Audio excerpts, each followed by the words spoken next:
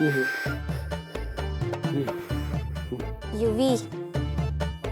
ए युवी ऐक ना. कानाकडे बुणबुण करू नकोस, कानाकडे आवाज काढून शांत बस.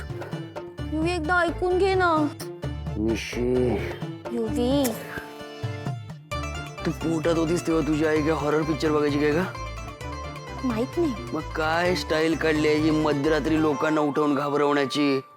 झोपू दे ना. काय काय हवंय काय तुला? मोठा नातू. नातू म्हणजे खांडेकरांचा अजून एक वारस आलाय का? आलाय नाही, आणायचंय आपल्याला. मोठा नातू, खांडेकरांचा वारस. जा ऑर्डर कर जा. हा, जा मागव, ऑनलाईन मागव, बघ 10 मिनिटात येईल पटकन. जा. अरे वाजले किती बघ ना, हे वेळ आहे हे सगळं बोलायची. अरे हीच तर वेळ आहे बोलायची.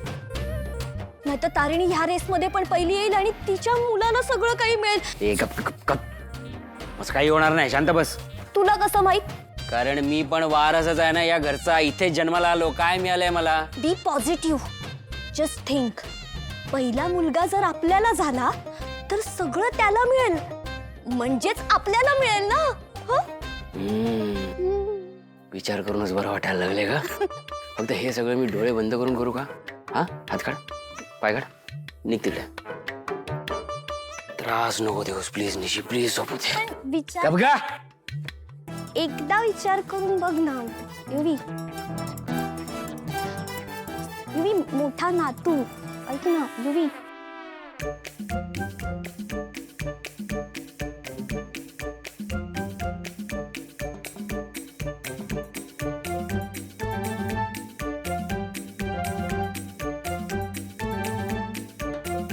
हिला उठवून हे पत्र देऊ का?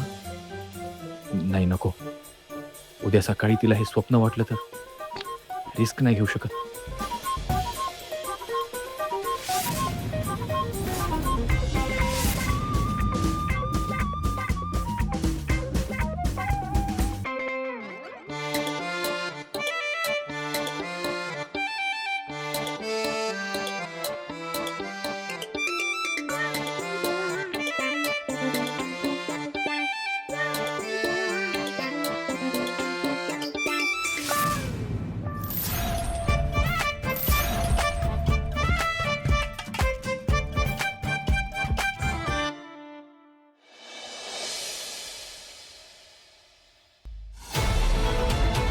केदार, केदार,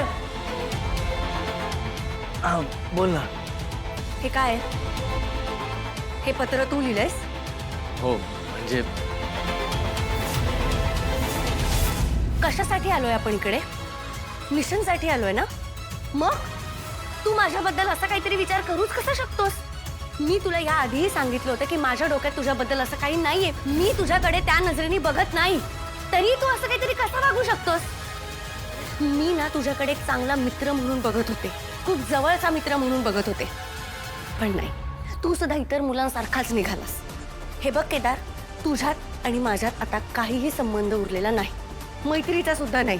नाही बॉस, असं काही नाही. खरंच माझं तुझ्यावर मनापासून प्रेम. मी तुला कळत नाहीये का?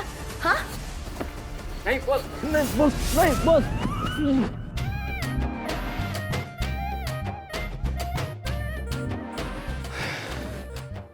स्वप्न होतं, काय डेंजर स्वप्न होतं. असं नाही व्हायला पाहिजे. पत्र, पत्र कुठे गेलं? पत्र बॉसने वाचलं का? मेलो.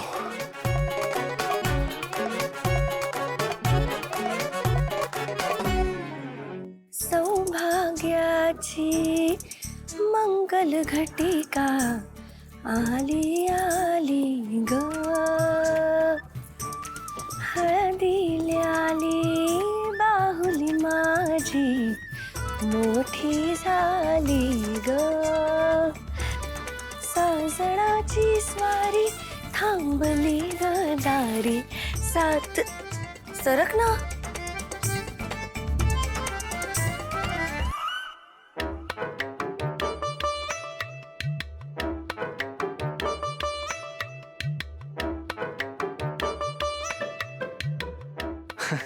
बॉस आज फ्रेश दिसतेस.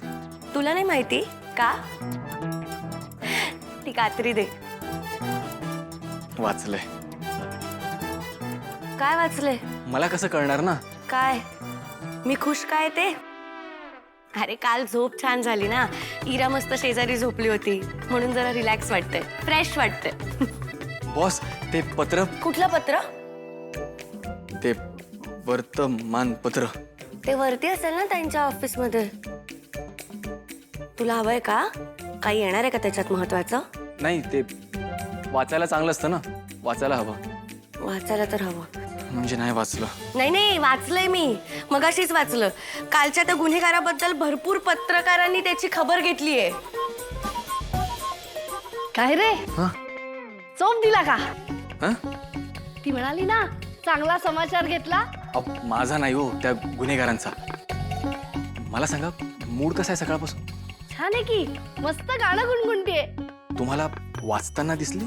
अय्या पत्र दिलंस? पत्र दिलंस का?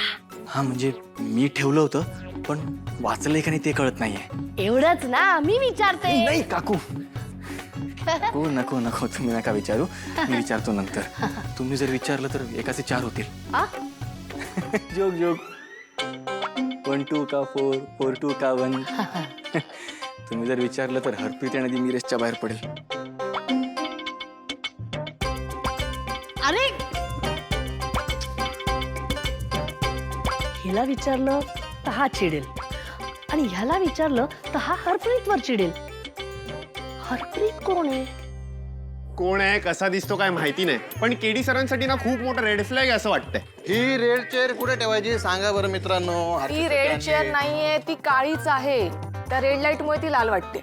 अरे फातिमा हा रेड अलर्ट आहे केडी सरांसाठी. इथे बसणारा माणूस.